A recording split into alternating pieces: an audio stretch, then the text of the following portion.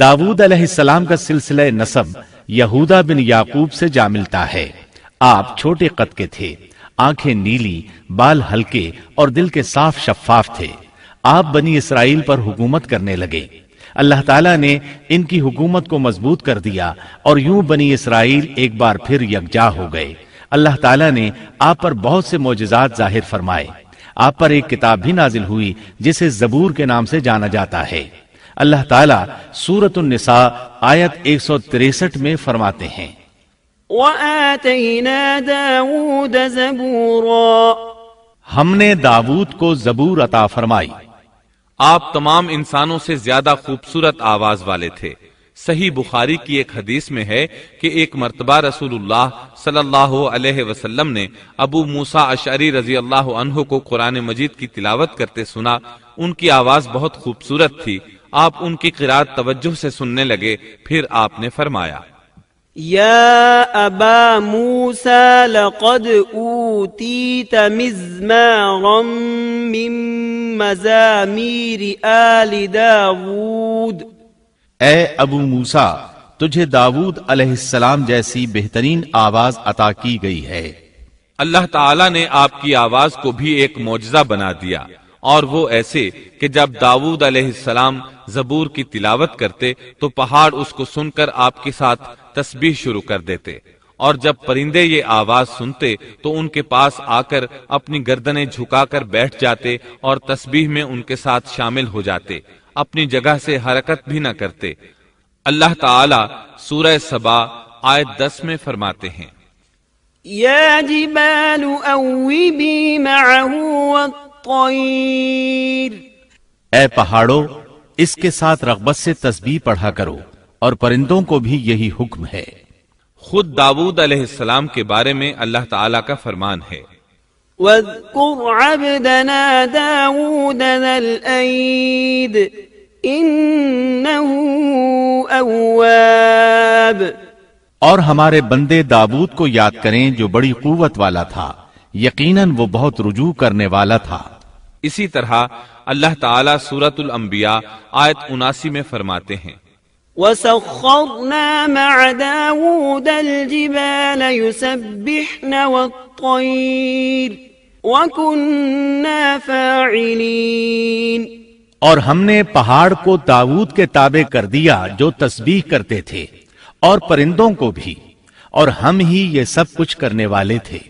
اسی طرح سورہ سعد آیت 18 اور 19 میں اللہ تعالیٰ فرماتے ہیں، إِنَّا سَخَّرْنَا الْجِبَالَ مَعَهُ يُسَبِّحْنَ بِالْعَشِيِّ وَالْإِشْرَاقِ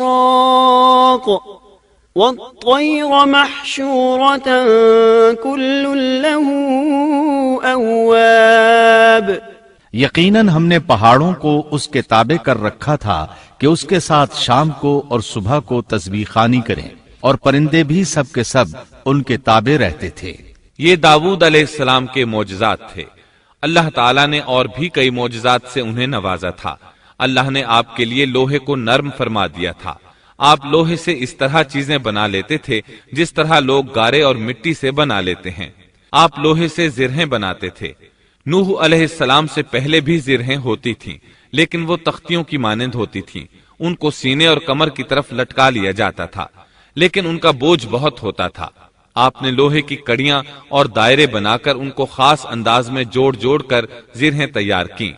یہ بہت ہلکا لباس تھا اور پورے جسم کو دشمن کے وار سے محفوظ رکھتا تھا۔ اللہ تعالیٰ سورہ سبا آیت 10 اور 11 میں فرماتے ہیں، وَأَلَنَّا لَهُ الْحَدِيدَ أَنِ اعْمَلْ سَابِغَاتٍ وَقَدِّرْ فِي السَّرْدِ وَاعْمَلُوا صَالِحًا إِنِّي بِمَا تَعْمَلُونَ بَصِيرٌ، اور ہم نے اس کے لیے لوہا نرم کر دیا کہ تو پوری پوری زرہیں بنا اور جوڑوں میں اندازہ رکھ، تم سب نیک کام کیا کرو، یقین مانو کہ میں تمہارے اعمال دیکھ رہا ہوں۔ ان آیات میں اللہ تعالیٰ فرماتے ہیں کہ داود علیہ السلام کو ہم نے حکم دیا کہ زرہیں لوگوں کے لیے نہایت موزوں ہونی چاہیے، ان کی کڑیوں کو بڑے مناسب انداز میں جوڑنا، نہ اس قدر موٹی ہوں کہ ان کا وزن بڑھ جائے، نہ اس قدر پتلی کہ جلد کٹ جائیں اور اپنا مقصد پورا نہ کر سکیں۔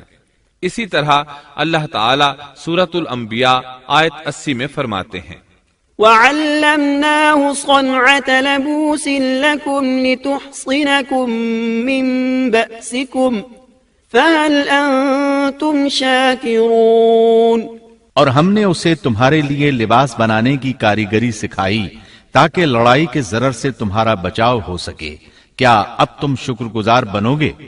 بہرحال اس صنعت کے موجد داؤد علیہ السلام ہیں۔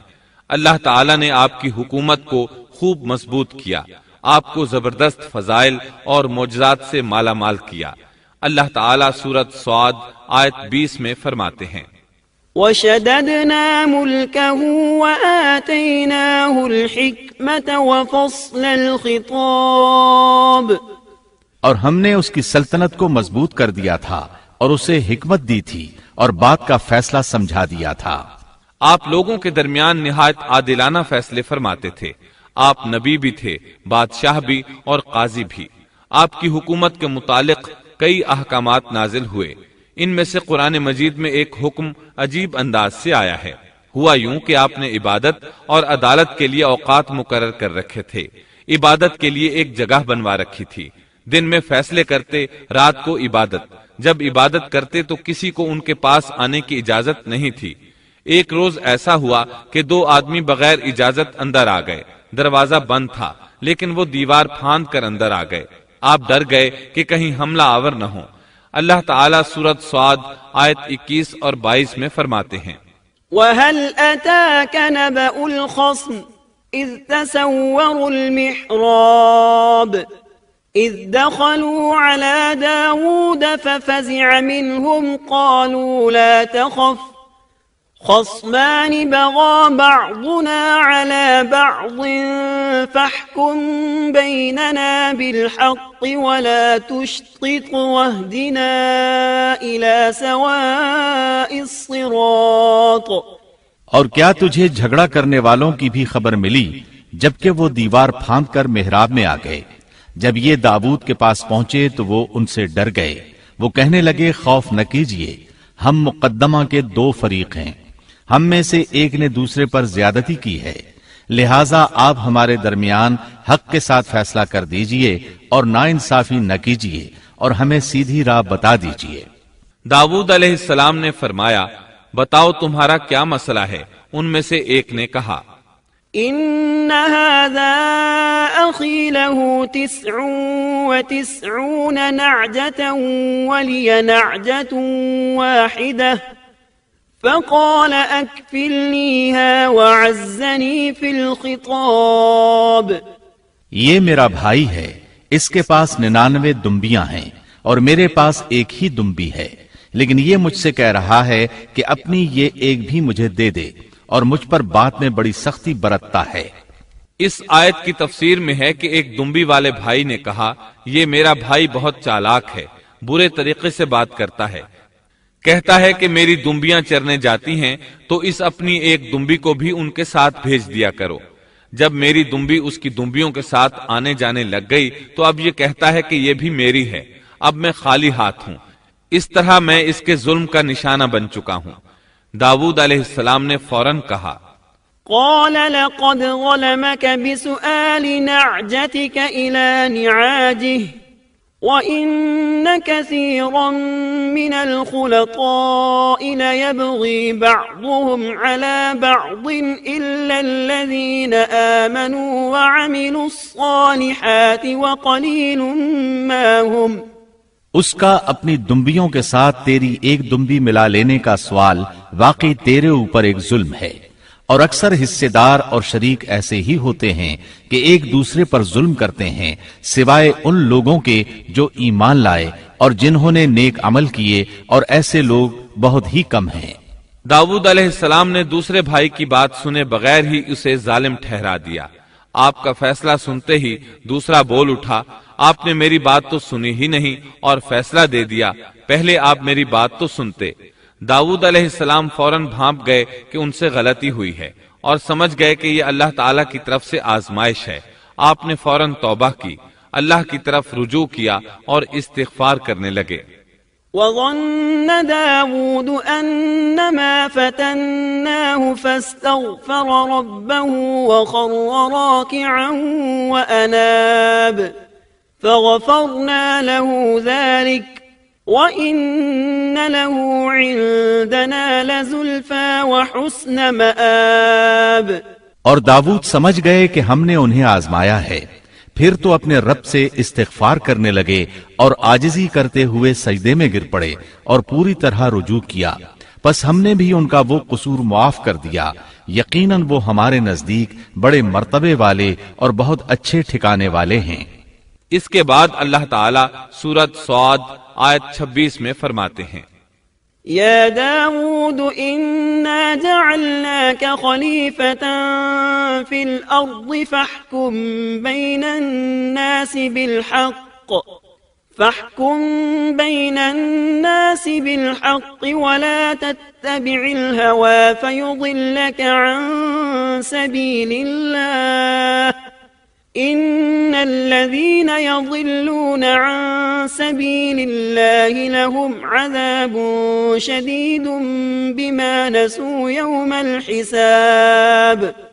اے داود، ہم نے تمہیں زمین میں خلیفہ بنا دیا، تم لوگوں کے درمیان حق کے ساتھ فیصلہ کیا کرو اور اپنی نفسانی خواہش کی پیروی نہ کرو، ورنہ وہ تمہیں اللہ کی راہ سے بھٹکا دے گی۔ یقیناً جو لوگ اللہ کی راہ سے بھٹک جاتے ہیں ان کے لیے سخت عذاب ہے، اس لیے کہ انہوں نے حساب کے دن کو بھلا دیا ہے۔ اس طرح داود علیہ السلام اللہ تعالیٰ کے اس فرمان کے مطابق فیصلے کرنے لگے۔ اللہ کے ہاں ان کا احترام اور اکرام اور بڑھ گیا۔ آپ کثرت سے روزے رکھتے اور خوب عبادت کرتے۔ آپ اس وقت تمام انسانوں سے بڑھ کر اللہ کی عبادت کرنے والے تھے۔ امام بخاری نے ایک حدیث نقل کی ہے جس کے الفاظ کچھ اس طرح ہیں، احب الصلاة الى اللہ صلاة داود واحب الصيام الى اللہ صيام داود وكان ينام نصف الليل ويقوم ثلثه وينام سدسه وكان يصوم يوما ويفطر يوما ولا يفر اذا لاقى۔ اللہ تعالیٰ کے نزدیک سب سے محبوب نماز داود علیہ السلام کی نماز ہے، اور اللہ تعالیٰ کی طرف سب سے محبوب روزہ داود علیہ السلام کا روزہ ہے۔ وہ رات کا آدھا حصہ نیند فرماتے، اس کے بعد تہائی رات قیام کرتے اور رات کے چھٹے حصے میں سو جاتے تھے۔ ایک دن روزہ رکھتے اور ایک دن روزہ چھوڑ دیتے تھے۔ لڑائی میں جب دشمن سے مقابلہ ہوتا تو بھاگتے نہیں تھے۔ اس حدیث میں نفل نماز یعنی نماز تہجد اور نفلی روزے کا ذکر ہوا ہے۔ بہرحال یہ وہ صفات ہیں جو داود علیہ السلام کے بارے میں حدیث رسول میں آئی ہیں۔ اللہ تعالیٰ نے سورہ سبا آیت 13 میں ان کی تعریف کرتے ہوئے ان کی آل کو اللہ کا شکر ادا کرنے کا حکم دیا۔ اعملوا آل داود شکرا، اے آل داود اس انعام کے شکریہ میں نیک عمل کرو۔ داود علیہ السلام کی ایک صفت یہ تھی کہ آپ بہت شکر گزار تھے، اور ایسے لوگ کم ہی ہوتے ہیں، جیسا کہ سورہ سبا آیت 13 میں اللہ تعالیٰ فرماتے ہیں، وَقَلِيلٌ مِّنْ عِبَادِيَ الشَّكُورُ، اور میرے بندوں میں سے شکر گزار بندے کم ہی ہوتے ہیں۔ داود علیہ السلام میں جیسے دیگر بہت سی خوبیاں تھیں، وہاں ایک بہت عظیم خوبی یہ بھی تھی کہ وہ ایک بادشاہ ہونے کے باوجود ایک درہم بھی سلطنت کے بیت المال سے نہیں لیتے تھے۔ اپنا اور اپنے اہل و عیال کا بوجھ خود اٹھاتے تھے، اور اپنی محنت اور ہاتھ کی کمائی سے حلال روزی حاصل کر کے اپنے اہل و عیال کو کھلاتے تھے۔ داؤد علیہ السلام کی اس عظیم صفت کو نبی کریم صلی اللہ علیہ وسلم نے یوں بیان کیا ہے، صحیح بخاری میں ہے، ما اکل طعاما قط خیرا من ان یأکل من عمل یده وان نبی اللہ داود علیہ السلام كان يأكل من عمل يده، کسی انسان نے اس شخص سے بہتر روزی نہیں کھائی جو خود اپنے ہاتھ سے کما کر کھاتا ہے۔ اللہ کے نبی داؤد علیہ السلام بھی اپنے ہاتھ سے کام کر کے روزی کھایا کرتے تھے۔ بعض مفسرین بیان کرتے ہیں کہ داؤد علیہ السلام دعا مانگا کرتے تھے کہ اے میرے اللہ، کوئی ایسی صورت پیدا کر دے کہ میرے لیے ہاتھ کی کمائی آسان ہو جائے، کیونکہ میں بیت المال پر اپنا بوجھ نہیں ڈالنا چاہتا۔ تو اللہ تعالیٰ نے آپ کی اس خواہش کو اس فضیلت کے ساتھ قبول فرمایا کہ ان کے ہاتھ میں لوہے کو موم کی طرح نرم کر دیا، جس سے وہ زرہیں بناتے اور انہیں فروخت کر کے اپنے اہل و عیال کی کفالت کرتے۔ داود علیہ السلام نے کتنی عمر مبارک پائی، اس میں اختلاف ہے، چنانچہ اس کے متعلق مورخین کے اقوال کے علاوہ کوئی مستند بات نہیں ملتی۔ عبداللہ بن عباس رضی اللہ عنہما فرماتے ہیں کہ داود علیہ السلام کی وفات ہفتے کے دن اچانک ہوئی۔